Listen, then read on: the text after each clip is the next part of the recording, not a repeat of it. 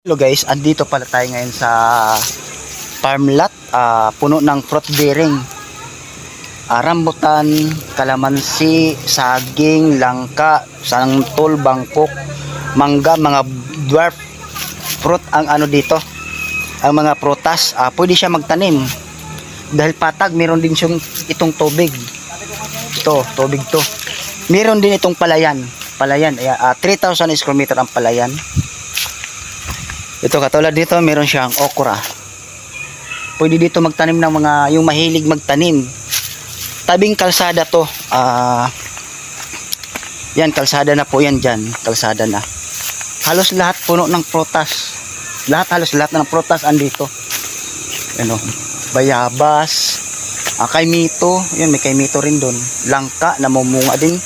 Mga dwarf fruit ang mga prutas dito yan. Bunga ng langka.